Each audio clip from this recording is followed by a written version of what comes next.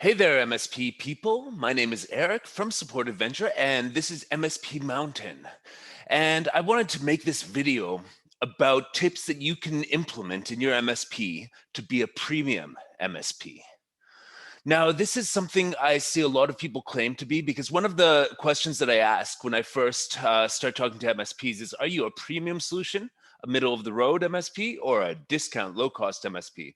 And lots of companies believe that they're premium, but they don't actually live up to my standards of what a premium MSP would do and does in terms of operations, branding, and consultation with their clients. So let's jump into it. And I think you'll find this quite interesting because, well, I've always wanted to be a premium IT support provider since I was 16 years old, and I started my own business in my neighborhood of Toronto, Canada, called Rosedale. And basically, it's a difference in philosophy. So number one, and this is basically something that you really need to realize is at the core of premium service, is charge more than your competitors and simplify the pricing. So when I was 16, I started my own business called Computer Genius for Hire in the Rosedale Moore Park area of Toronto. And basically, because I was from that neighborhood, and it was quite an affluent neighborhood, being the guy from the neighborhood who was providing that service, I could charge a premium price. So while other people were kind of charging, $40 an hour, $50 an hour, $60 an hour, I charged $85 an hour Canadian at that point. And what that essentially meant is that people knew I was serious. From the pricing, knew that I considered myself premium, and they had an expectation of good service, which I delivered. If you're middle of the road at pricing, people expect mediocre results. And if you're a discount service, they're going to expect to get a bargain out of you and maybe not get the same level of service. But if you're a premium provider and you can follow it up operationally, then you should charge accordingly. So number two, reject penny pinching clients. So when I was running my business, I immediately knew when someone called up and wanted to bargain on the price, they were not the person for me. The people who I wanted to work with were ultra successful people from my own neighborhood who had their stuff together to the point that they could afford to pay me $85 an hour to come and fix their computer. I was not interested in bargaining on the price at all, because I learned the lesson from doing it a couple times, because the people who wanted to bargain on price were actually the worst clients. Actually, they were the people who would most question my expertise, for example. Number three, build stable contracts of happy customers who will love what you do and build a referral culture.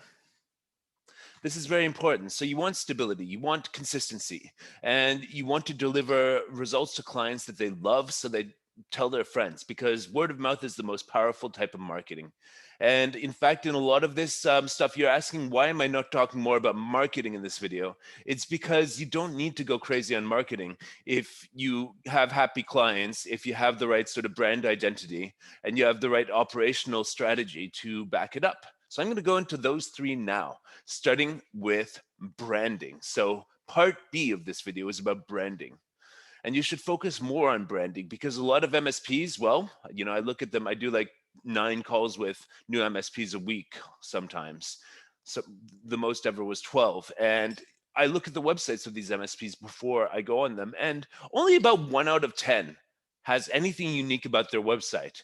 Most of them focus on the features of their service and not the benefit to the clients. They've got a sort of page full of technologies that they use and services that they offer, but they don't really talk about the emotions of what people are going to feel when they're using their service. They don't really talk about the identity of their company as a brand and what people can expect from that. So, number 4 tip for being a premium MSP provider is make promises to your clients that you can keep. Now, why is this branding? Why is this not on the contract? Well, because something about branding, people think branding is just a logo, but branding is about defining a personality for your company. And all the things you would think of for a person, like he's reliable, she's hardworking, and they're brilliant and genius and all that stuff. People attribute to brands, and so you want your you want your brand to be trustworthy. So you need to make promises to the clients that you can keep operationally, and manage expectations of who you are and what you do.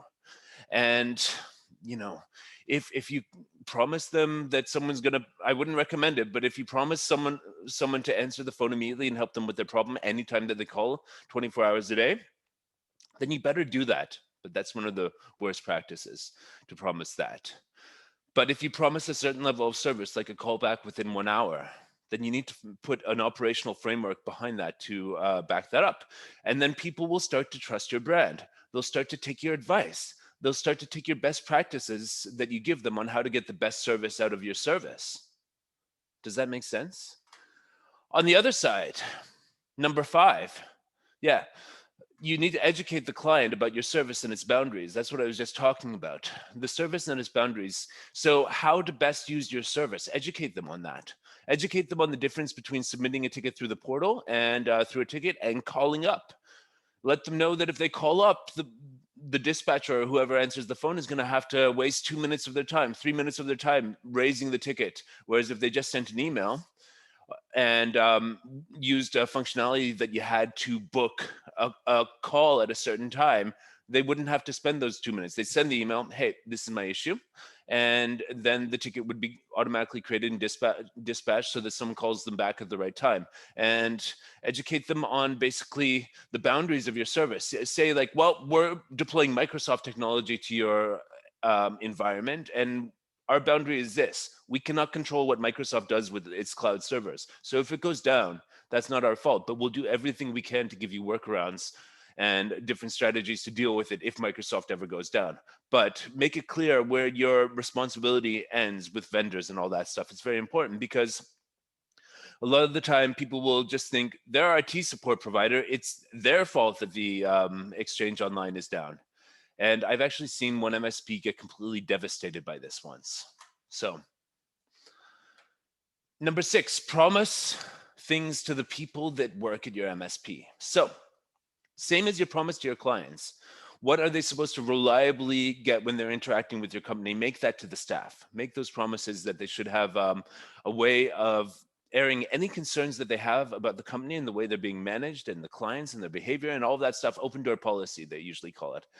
Make it clear that they do deserve to have a orderly workday and not have too much pressure put on them to do too many things at once, and to basically be stressed out by too much work. You should have a system in place. We'll get to this in operations, where the load should never be too much, and you should never segregate like the help desk and then see it overload and people get stressed out and quit. Because I've seen MSPs that literally lost their whole help desk staff, basically their whole front line, because this was the situation, and people just all quit at the same time.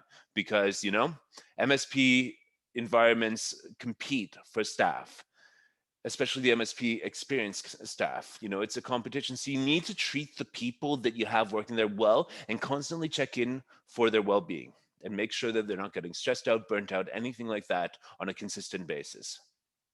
And promise them, that you're going to hold people accountable to the same standards that they're held, and just make standards for your organization and promise people that if they follow them and they work within the framework you give them, that their job is going to be good and they're going to have a long career with you. So, and that's branding as well, because when people say I work for insert your MSP name, they are representing your brand. And well, if you get any sort of whiff of a place is a bad place to work when you're looking for a new job, like on Glassdoor or whatever, then that brand will be tarnished. But you want people to be happy and believe in your brand, your company as an MSP, your leadership, and that all ties into branding, folks. So think about that. All right, next thing, number 7, radiate the right emotions of your brand.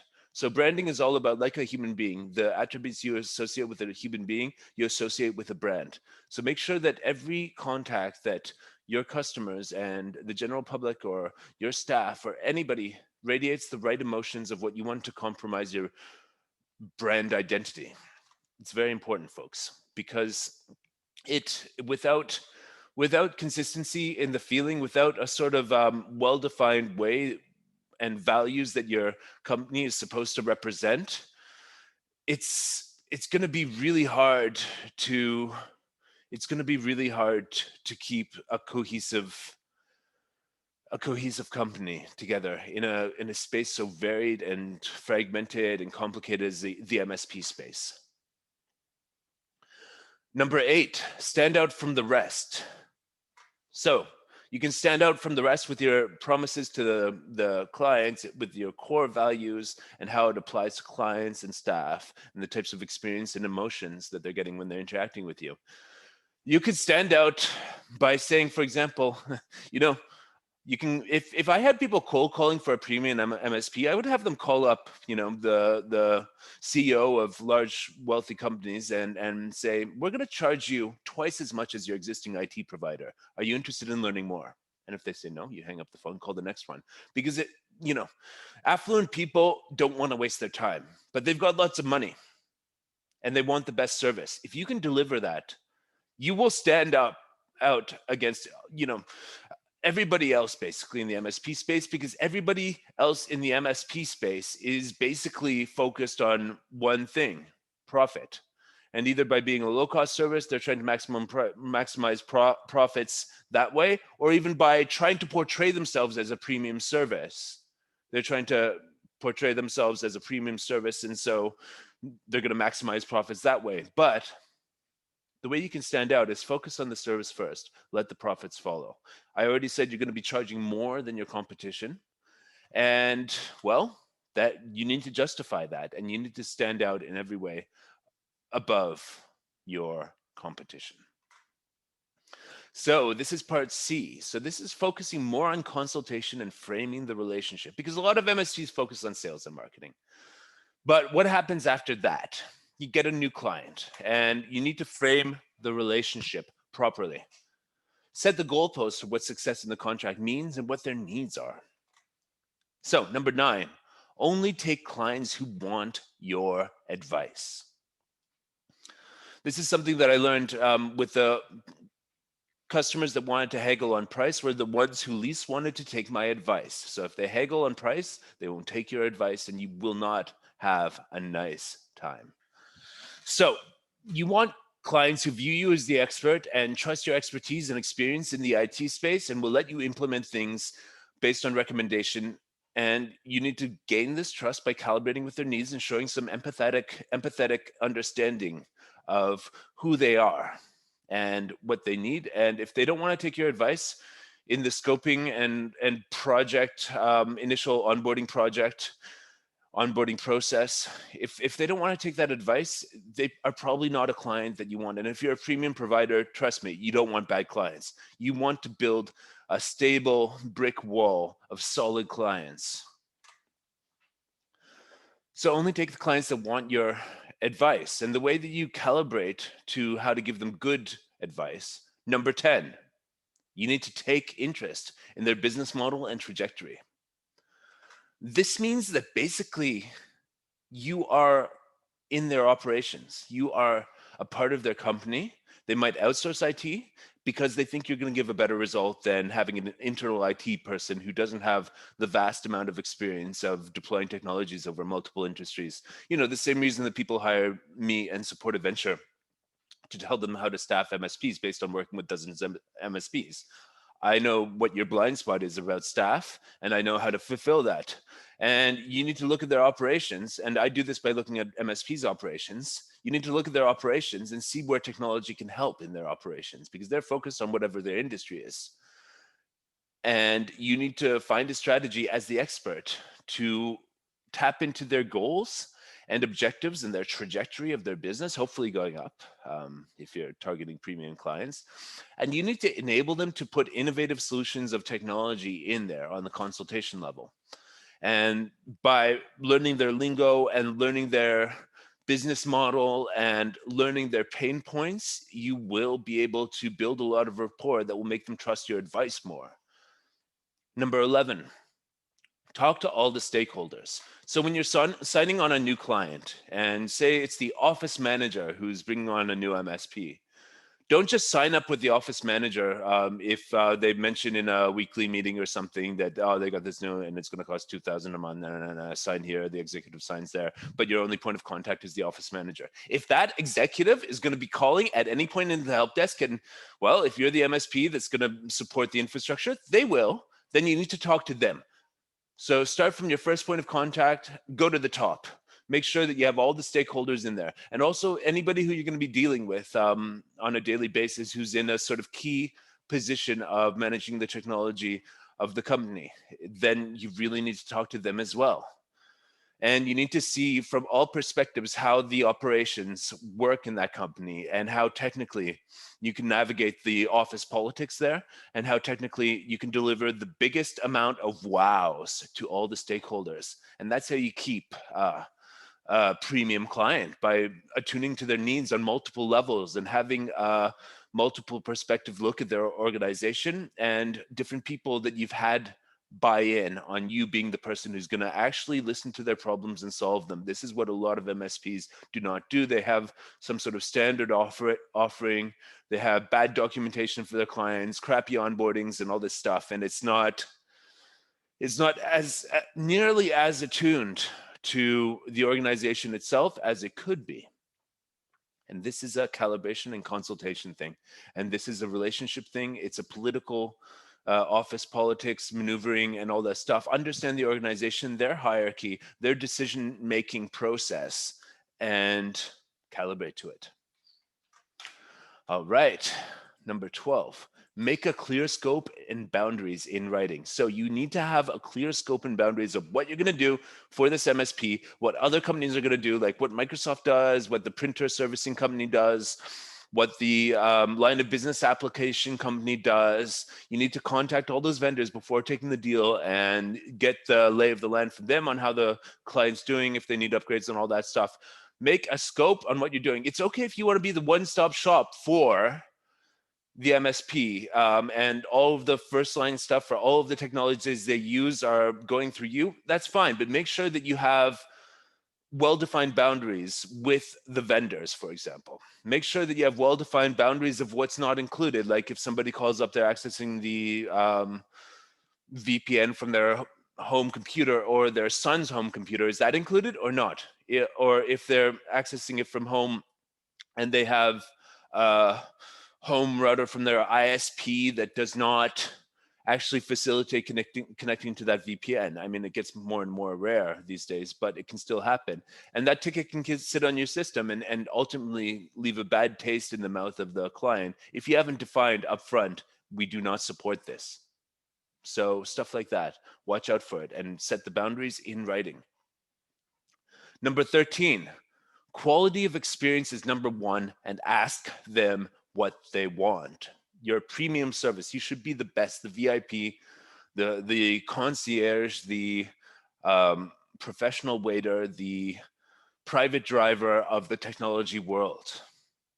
You want to give them a private jet experience working with your MSP, and not that they're just another user on a help desk, especially at the executive level. I'll talk more about premium levels of service within a premium MSP in a bit, but you need to ask them what they want and make sure that you can deliver it in your consultation, because business is all about expectations. The success of a brand and a company is all about managing expectations and delivering a result. Nobody wants to work with a company that doesn't deliver the expected result, and managing that expectation is your responsibility.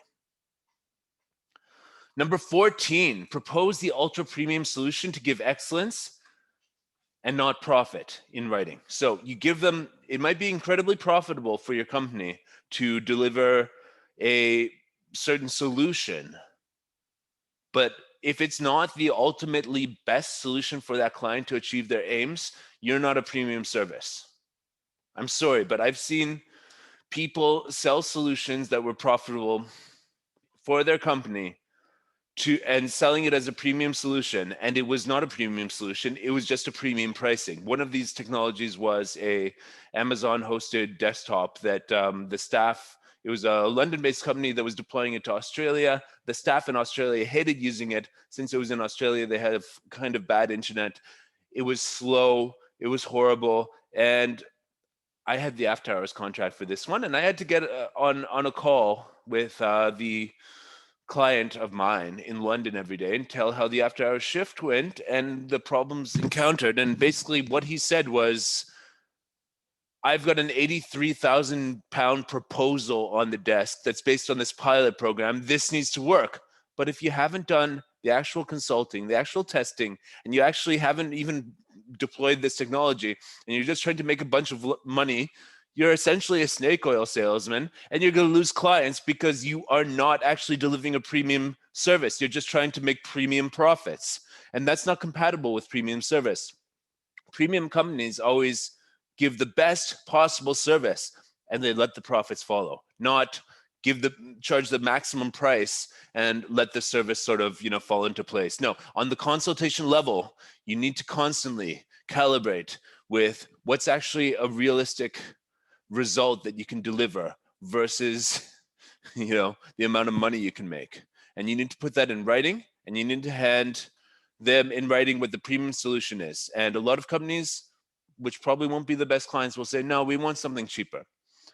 So, number 15, if you make a compromise, if you want to sell them Cisco Meraki and they want to get a Netgear, something like stupid like that, put it in writing and make them sign it that they're not taking your advice and that they will accept the consequences of not following your advice. You might tell them, hey, we can't have you as a client if you don't follow our advice, but sometimes you might think it's worth it, even if you are a premium provider, to take on somebody that's not following your advice initially in hopes that you can win them over later. But it will help when they start having problems with that Netgear, Draytech, whatever it is, because they want something cheaper, because they have an old junk piece of line of business software that just doesn't work anymore. And you have it in writing. This is what we advise. You're deciding not to do this. You accept the consequences of this decision, and they sign it. And when they start having problems with this and they go, oh, I'm really not happy with this, you go, oh yeah, remember this? Would you like to follow our advice now? And then you might win them over easily. And, having a paper trail or even a recorded Zoom call where you state this to them and you can bring it up later where they said, okay, yes, I'm not going to follow your advice and I accept the consequences. Super powerful in when it becomes time to realign and recalibrate, they will probably come around really quick and like, you know what, you were right. I'm going to follow your advice. Excellent. So you have to insist on your best practices. Number 16 is, in fact, insist on your best practices. Again, if they don't want to take it, that's fine, but insist on it and constantly remind them of what you're proposing. Constantly recalibrate based on what the best practices are and constantly let them know which ones they are not following. Because then there's really no excuse for them to get bad service. If you are a premium provider and you're super confident in everything that you're recommending, and they don't do that, and you insist, and then they do that, and it changes around, guess what? They're going to tell all their friends, like, I didn't want to listen to them. I thought that it was okay to run Excel 97, but they came in and told me that I need actually Excel, the latest Office 365 version. And they were absolutely right. And I'm so glad that I finally came around. And these guys are great. You can trust them. They would tell all their friends, all their business meetups and all this stuff. They would tell them that if you insist on your best practices without acquiescing to the pseudo expertise of the client. 17, sell the full stack with full support as much as possible. MSPs that I work with that are really having a great business, that are really having a great service and really having great reviews of their service and really growing their business, through the millions. And I don't know, some of them might soon be like 8-figure MSPs, which is rare, really rare. 8-figure per year US dollars MSP, really rare. But you can get there. But you need to sell a consistent stack, sell the full stack. If you're using Microsoft Cloud Services and Cisco Meraki and Lenovo ThinkPads, sell all of that to the clients who want to sign up. Sell all of it to them. It doesn't cost a lot of money to lease a ThinkPad for every user. It doesn't cost a lot of money to replace the firewall compared to the amount of money it costs when they have a bad IT setup. You want to sell backup internet, you want to sell full support, so you don't have to think about calling you. You're not billing by the hour. Billing by the hour is a silly thing, and it's not going to lead to a stable business. You want to sell full support for a full stack and be able to have your technicians trained on one type of firewall, one type of desktop, one type of server, all that sort of stuff. It's the MSPs that have a patchwork of, for example, different virtualization platforms, different firewalls, different operating systems on the desktops, different wireless access points and all this stuff. These are the ones that are chaos because the engineers are essentially like trying to land a plane that they've never been trained on flying before at a moment's notice in an emergency, which is like, yeah, it's great if you can do that. You're a real hero. But why not just focus on being really good at Cisco, really good at Lenovo ThinkPads, really good at Dell servers, whatever it is. So you need to sell the full stack. Yeah, as I said, you can compromise a bit, but warn them in writing they're not accepting your advice. Number 18, have a clear relationship and boundaries with vendors, right? I've covered this before. Just make sure that you and the vendors that you're providing, that you're billing on their behalf or, reselling, whatever, it's clear what the expectation between you and them are, because I've seen an MSP get obliterated by a bad hosted exchange provider in 2013. And it was not fun to watch. It was not fun to take those support calls because there was nothing we could do. And they had sold essentially a white label service. So everybody blamed the MSP directly. And the MSP couldn't say, well, it's this other company over here that did it, because they sold it white label. So have clear relationships and boundaries with vendors, clear in your proposals and all this stuff. Yeah. Number 19, offer executive level recalibrations. So this is something that you want to do whenever, every 3 months, just send an email saying, if you're the boss of the company, send an email to all the other bosses of the company and say, hey, I want to recalibrate on an executive level, see how our service looks from your perspective. And when there are problems with your service, when there are complaints, you want to get in there really fast with this and offer this, because you as an executive level person could often have a perspective and insights on a situation that your management might not. You might be able to deal with a situation in a way that your management will not be able to deal with. And you might be able to have insights on how to make your own service better from having these executive level recalibrations. Part D, focus more on operations. Now we're getting into my sweet spot. This is what we're all about here at Support Adventure. We're trying to make the adventure as adventurous and satisfying as possible with as few hiccups as possible. So number 20, starting with the projects, deliver them on time and on budget. If you're a premium MSP, you can charge enough for the projects that there's a little bit of a buffer in terms of costs, and you should deliver the timeline so that there's a little bit of a buffer in terms of time, and you basically just deliver on time and on budget every time. You don't want to put your clients through the cognitive dissonance that occurs when you come back and let them down, that it's going to be more money, more time, anything like that. Lots of companies do this, especially anything involving software development or any sort of customization. Don't make that you. That's not your game as a premium provider. Or at least it's going to be a losing game for you. Deliver on time, on budget every time. 21. Have techs deploy things that they know how to deploy. This is how you deliver on time and on budget. I'm going to use an airline analogy again. And basically, if you were on a 747 and it was about to take off, and basically you heard hi, this is your captain speaking. This is my first time flying 747. I hope it goes well. No. If most MSPs were airline companies, you wouldn't want to fly on them. And this is why. The amount of training, the amount of winging it. Winging it is not okay in the aviation industry. Why is it okay in your MSP?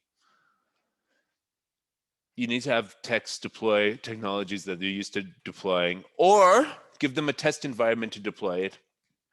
Things can still go wrong, but at least they will have the basic approach. Number 22, hire frontline based on personality, social skills, intelligence, attitude, and results, not certification, experience, and other resume or CV things. This is really important because the front line has to be the interface between you and the clients. They need to understand the clients. They need to understand the help desk of how they fit within the help desk and how to give good service within the framework that you've given them, and how to navigate the documentation to solve as many issues as possible. Do they need to understand everything about every technology? No. But in running my staffing company, I often encounter MSPs that think that they do.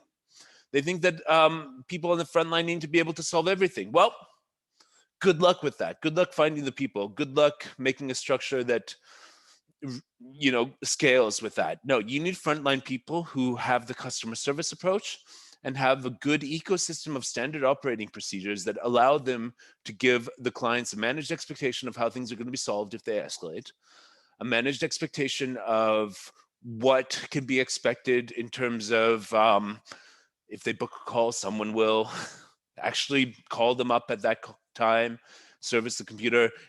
To manage the expectations of the service. That's what the frontline does. That's what a dispatcher does. That's what frontline technicians should do. They are the face of your business, and you need to hire the right people for that. And if you hire a bunch of level 2 techs for your frontline, they're going to hate it. They're going to burn out because if they want to be working on projects and you give them help desk, answering the phone and helping users who are calling up about random issues at random times from random companies, going to random technicians, I mean, it's burnout central. But if you have people who are new to the industry, super excited, super eager to learn the structure that you've put in place to give good service to your clients, and super eager to be mentored, I mean, and the clients feel that, they feel that empathy on the phone, they feel that this person is super eager and loves their job, is super engaged in what they're doing, well, that's going to give a great premium level of service.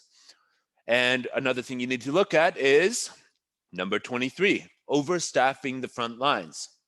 If you have the right staffing procedure for the front lines, you should always have a seemingly endless supply of enthusiastic people who are engaged in the industry, engaged in building their career in the IT space, and they're ready to learn things, and they're ready to pick up new technologies, and they're ready to do this, and basically they need to be there ready to go when a client has an issue.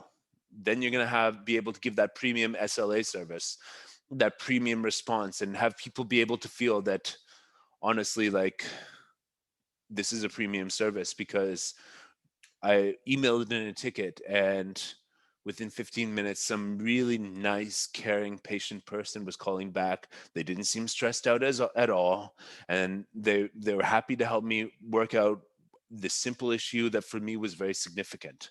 That's the level of service. And if your frontline is overloaded, everyone's working 15, 20 tickets a day, and it's stress, the phone's ringing all the time.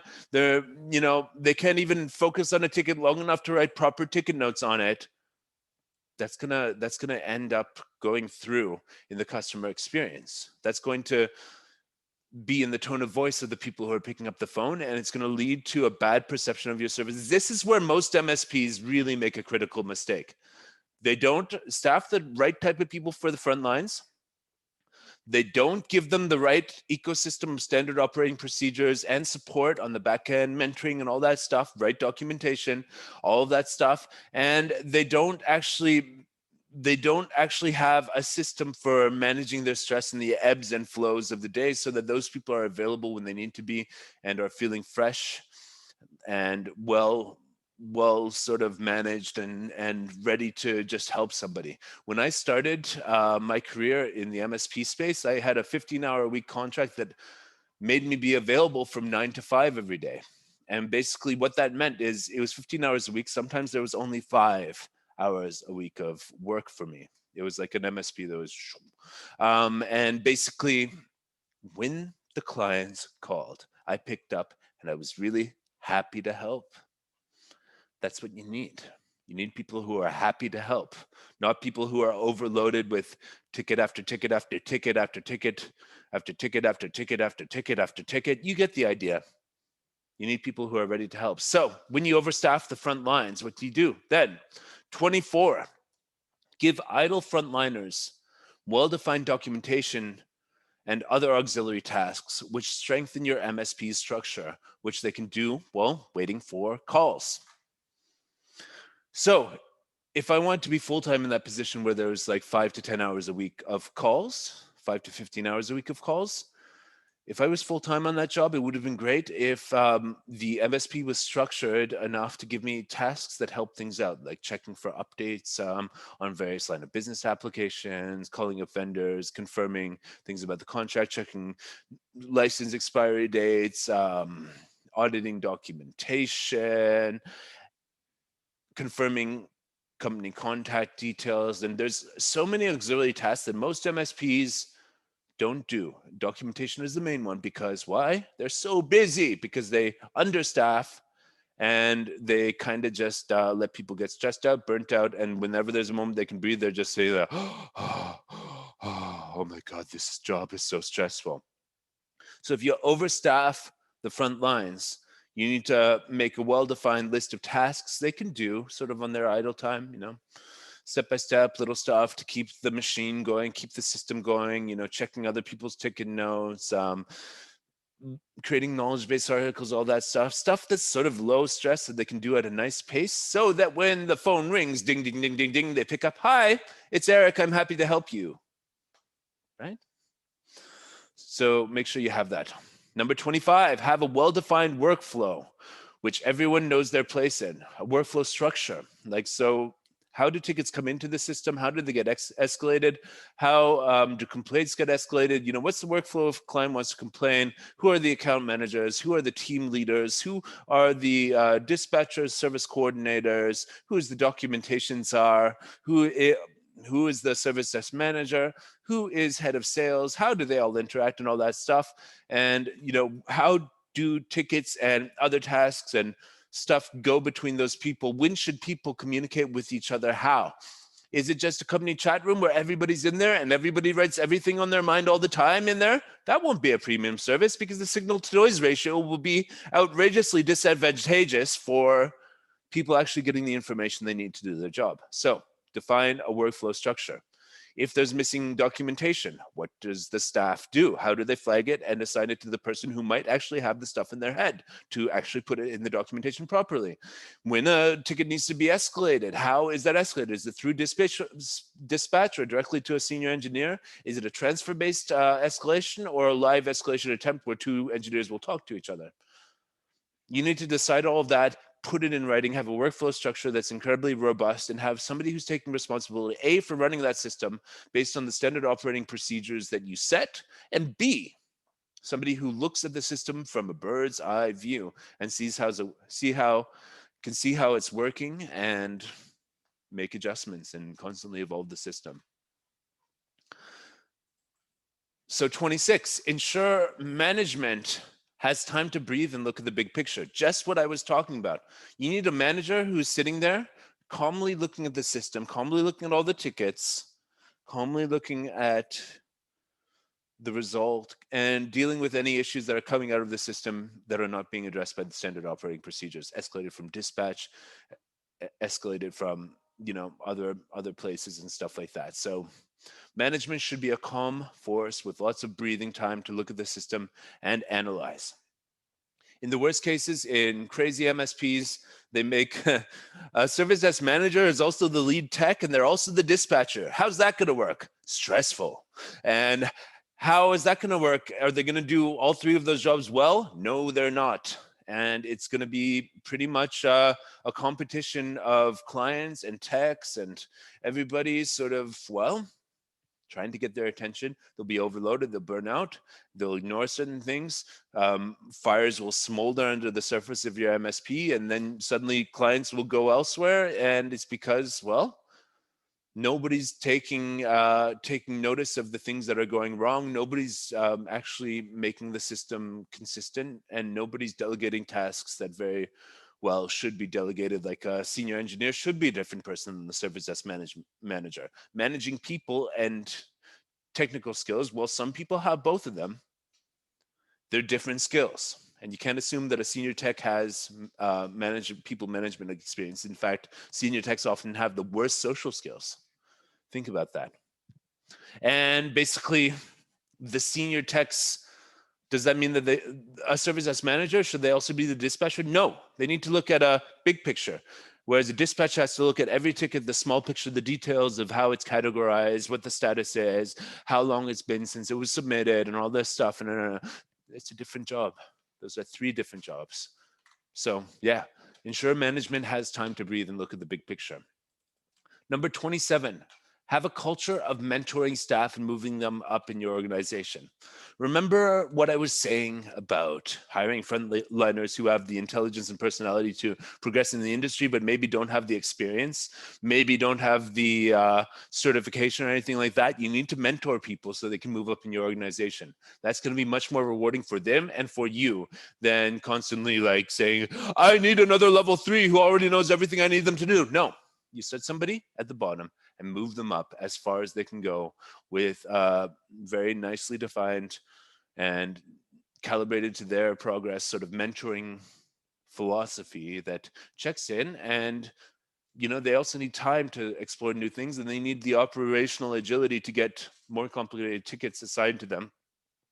And once you have management that has time to look at this sort of thing rather than putting out fires all day, then you can mentor staff and start somebody as a dispatcher, and within 1 year they can be a level 1. Within 2 years they can be a level 2 in the best cases with the brightest people.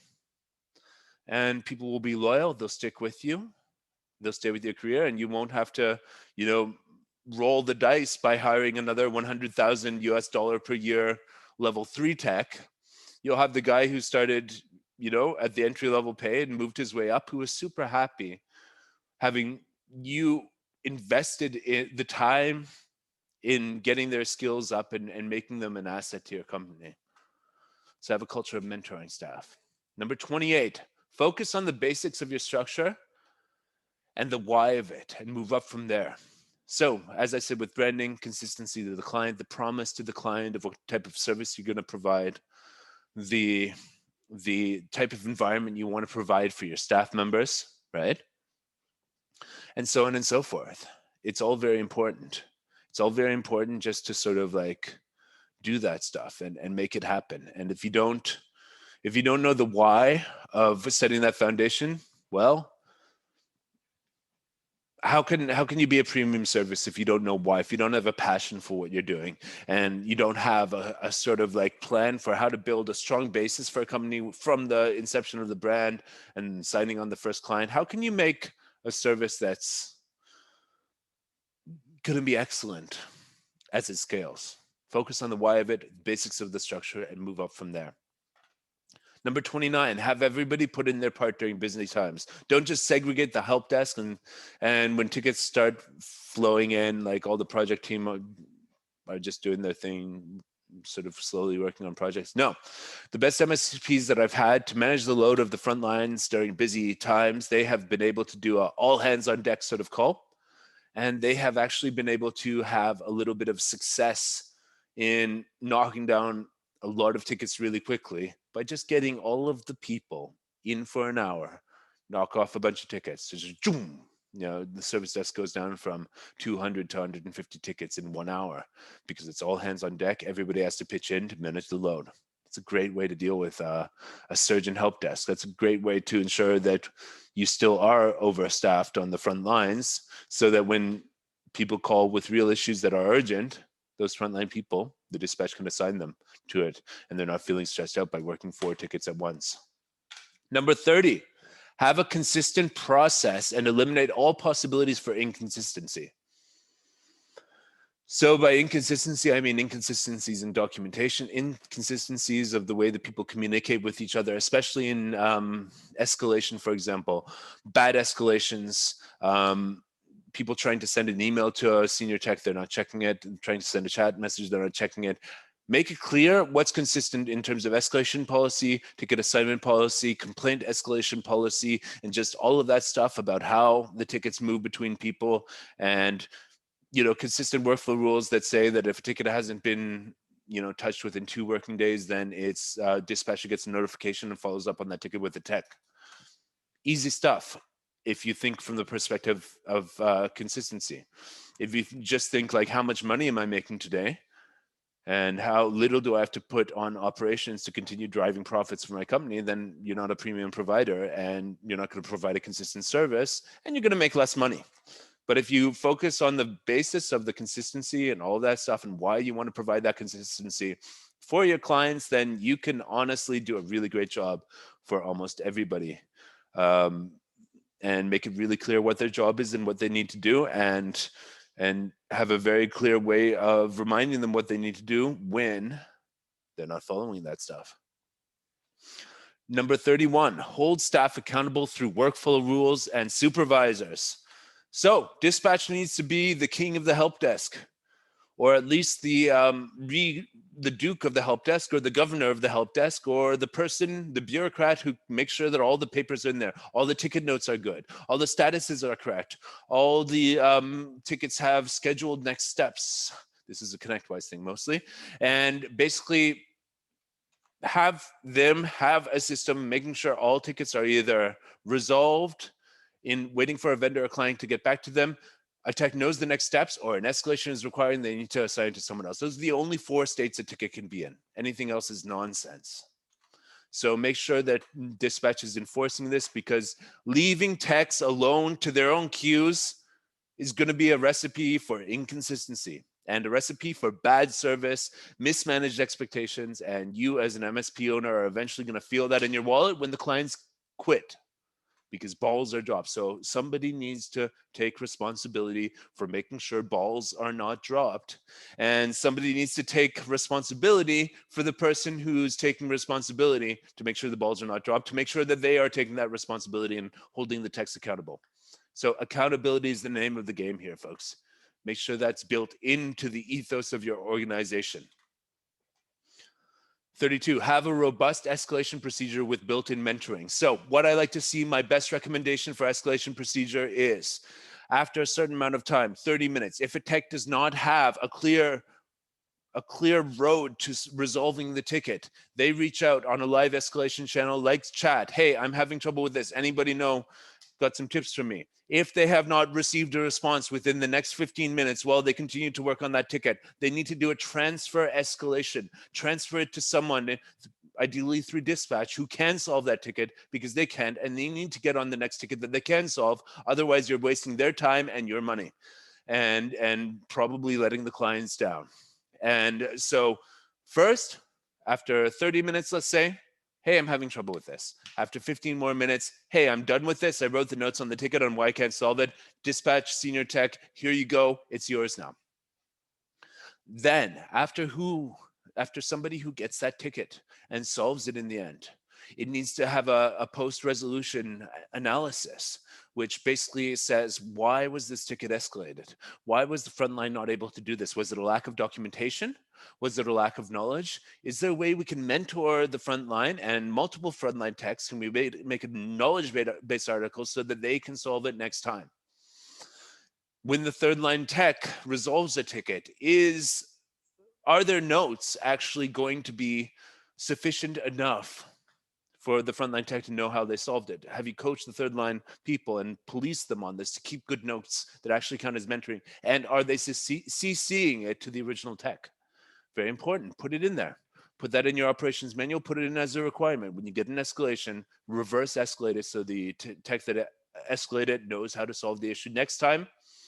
And if it's documentation related, why they couldn't solve it, guess who's going to have to do that documentation and all of these incidents of the documentation if you want to get your bonus come Christmas time? Well, take ownership of documentation. I know you're super busy, but well, you'll get less escalations if you keep good documentation. You'll get less escalations if you mentor the front line through knowledge-based articles and direct email concise ticket notes of how you solved it. Trust me, you'll get less, and you'll be less busy, Mr. Senior Tech. So that takes us to 33. Have a post-resolution assessment procedure for tickets that are resolved. A dispatcher can do this, and they will go through all the tickets and see which ones look normal, like another day in the office, logged into this, click that, standard stuff, and which ones were a little bit like, why did this happen? And escalate them to the senior tech team and or service desk manager, the people who can look at the issue and analyze structurally how these tickets can be better handled next time and why these tickets are happening. That's very important to ask, why was there a ticket? Is this a normal request? Is this thing that broke our fault, something that we can improve upon by either recommending new technology to the client and all this stuff? Have this whole ecosystem of why was there a ticket? And do we want this ticket to pop up next time? Will it pop up next time? How can we prevent it from popping up next time? Again, this goes into overstaffing the front lines to flag this and having service desk management that actually have time to look at these tickets that could be prevented, because the reason they don't have time is because they don't have focus and they're just running around on the service desk all day putting out fires for random things at random times, and they don't have focus. They've got a jumble of information in the head and they're stressed out.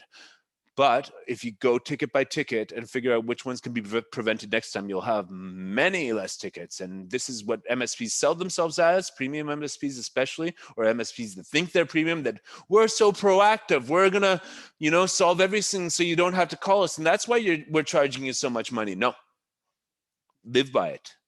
Have case studies about it and live it, just live it, make procedures for it and make sure those are running, make sure there's a weekly meeting which discusses these things.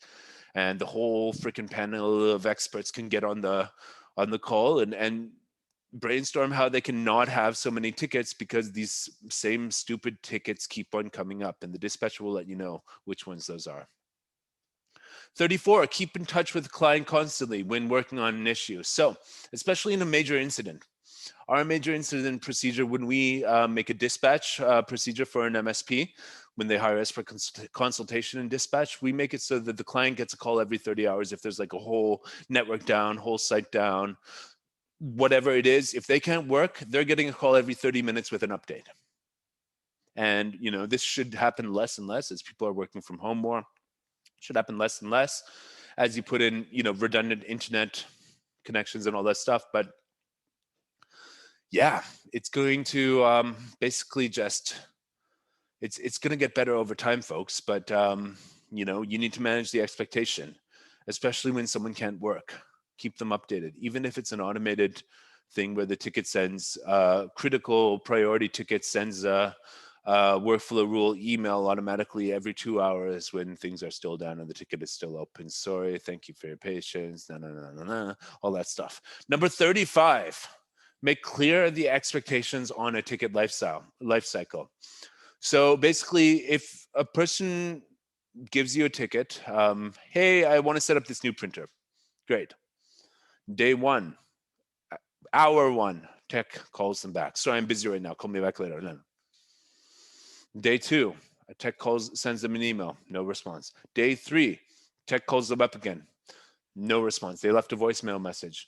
After 3 attempts, you can make it clear to the client, if you submit a ticket and it's been 3 days and you haven't been back in touch with us about it and we've been trying to reach you, we're closing the ticket. If you don't make this expectation clear and educate your users on how to use the service and what's going to happen if they don't respond when you call them and the ticket's going to be closed, they will feel hard done by if they still have an issue and they don't know that this is your policy. And people are, well, they closed my ticket without resolving my issue. So how a ticket works, the anatomy of a ticket, and how to best submit and how to best move along a ticket from the client side, you need to educate them on that. Number 36, have documentation be a priority and a lack of documentation be a sin. So I would tie documentation 100% to the bonuses you give your techs, because you need a culture on writing out bad documentation. You need a culture on writing out the need to ask senior techs like stuff like, what did you do on that project last week? This looks completely different than our documentation. dispatch and management need to know. Dispatch can first create a ticket and put it to the tech who did that project. Like, get your docs in order, man. And if they don't do that, dispatch would escalate to management. This person refuses to do the documentation. It's causing lots of tickets. It's causing lots of escalations. We need to get this guy in line. Lack of documentation is a sin. Lack of proper ticket notes on how you solved it are a sin in a well-functioning MSP that has a very good system that regulates the whole ecosystem, so that basically everybody can solve tickets as much as reasonably possible. All the tech should be able to solve tickets. So make sure that's the case. Police the documentation. Have a system, and crucify the people who refuse to make documentation. You know, I would say, like, you have a clear document that outlines what the documentation expectations are in your company. And basically, if techs refuse to follow that, you give them 1 month's probation. You know, if they give excuses like, okay, well, you have 1 month to get in order with this document, otherwise, bye, because we run a tight ship. All of this comes down to writing a tight ship and being able to go into clients and sell them and saying, we can actually deliver on what we're promising you. 37, have backup power and internet available for all staff and clients. So everybody should have a laptop that's charged all the time with a battery that should last at least half a day. Everybody should have 4G on their phone. Every client office should have a backup internet connection on 4G that automatically fails over. And, you know, in the age of remote working, you really need to let people know you need to be online. My internet without is not an excuse. Maybe it is once, but then we're gonna grill you on how you're gonna prevent this from happening again. And if it happens again, there goes part of your bonus. And if it happens a third time, guess what? You might want to reapply when you have a decent internet connection and a decent strategy for staying online, because you can't work for us right now. Number 38, have spare hardware ready to go for all staff and clients. How many tickets I've seen that could be avoided? Oh, I can't work. If everybody had an extra computer, every office had an extra computer or two in the closet that could just be pulled out, turn it on, thank you very much, log us in, we'll set up your stuff in 20 minutes and you'll be back to work, rather than, oh my God, I can't work all day. You know, people are unproductive. Management's asking, why can't this IT company keep us working? We're losing thousands of dollars every hour. This is horrible. Let's get a new IT company. Redundancy is one of the keys. Contingency plans for keeping people working are one of the keys. So make sure, like a used ThinkPad, what does it cost? $300. And just placing it in the closet can be like enough to just keep them going, keep them working. It might not be ideal, but it's more ideal than them not having a computer to work on. So make a contingency plan so everybody can, you know, be set up within, 30 minutes or something with one of your techs to get back online if their computer fails, if, their screen breaks, if their power supply dies, anything like that. 39, we're almost at the end here, folks. Have fully staffed 24/7 who know your clients. So if you want to offer a premium service and you want to give 24/7 service, I would recommend not getting a shared help desk like a lot of these 24/7 services offer. I offer one. I don't like it. Why? Because you're getting tickets from clients you've never heard of before, and you're relying on documentation that is usually substandard to actually service these clients. And what is that a recipe for? It's a recipe for mismanaged expectations versus the amount of service and level of service you're able to give in the daytime versus the amount of service you can give clients after hours. So outsourcing to a company, people think they can just outsource 24/7. Well, you can, but the results will not be as good as your daytime help desk. So what I recommend for 24/7 is a dedicated after hours team. So with one company in California, what we did is first we got some American guy in Vietnam to take the evening shift from 4:30 Pacific, and then lead into a shift into Europe, which then led back into the Pacific daytime, working until about 10 a.m. So that was 24/5. Then after that, we had someone cover the weekends, the entire weekend, and work 2 days on the help desk a week or 3 days on the help desk a week. And basically that gave them 24/7 dedicated from us at Support Adventure, people who knew their clients, knew their culture, knew their tools, and didn't have to kind of wing it every time a ticket came in on the shared help desk with, lackluster documentation or lack of actual experience with the tools. So think about that. If you want to be a premium MSP, yeah, dedicated team around the world, different time zones through Support Adventure, starts at like $7,000 or $8,000 a month. That's what it costs. That's where we start with that. So it can be really good. Number 41, have premium and ultra premium levels of service. Standard premium, ultra premium, and super high ultra premium level. I would do a bronze, silver, gold package within my premium MSP. So bronze would be like, this is really good service. You'll get a call back within an hour when you submit a ticket through our portal. Silver would be when you submit a ticket through our portal, you will get a call back within 20 minutes. And gold would be, call us up anytime and we've got someone to help immediately.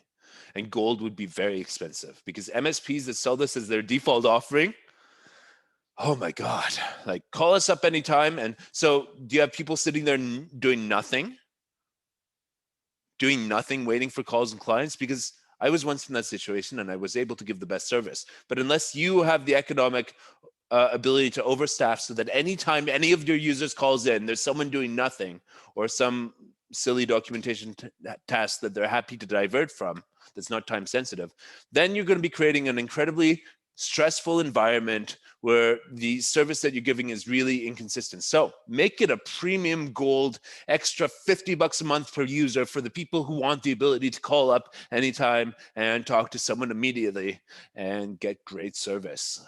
Make that a super, super premium. And, you might have a company that's like hedge fund, blah, blah, blah. The accountant, bookkeeper doesn't need like ultra premium service. They can wait an hour for someone to get back to them. But the owner, boss of the hedge fund, who's like God walking on earth, they're going to want to call and get immediate service. So you could have a different tier of membership for the different users within an organization that you sell. Okay, Mr. Bossman is going to be gold, and the accounts is going to be the bronze, and the people in the middle are going to be silver, and everyone's going to get great service from our MSP, no problem. But Mr. God on Earth is going to get the ability to manifest tech support results within an instant with his godlike powers, and it's going to cost him a lot of money. So think about that. Number 42, the last one, folks, this is the most important one. Constantly improve your system. This whole list of things is just lots of stuff that over more than 20 years in the IT support field, I have actually gained as experience, thought about these different ways to improve service, to give better IT support. You'll likely think of more as you gain more experience. Don't be afraid to try things out to give better service. Constantly improve your system. Listen to the people who you're working with on your staff and in your clients, and just make sure you're constantly improving the service. So this has been MSP Mountain. My name is Eric from Support Adventure, and these are premium MSP tips. If you like this video, click the like button, subscribe to our channel, and you know the drill. Write in the comments below, are there any premium MSP tips that I have missed? Thanks a lot, guys. Catch you later.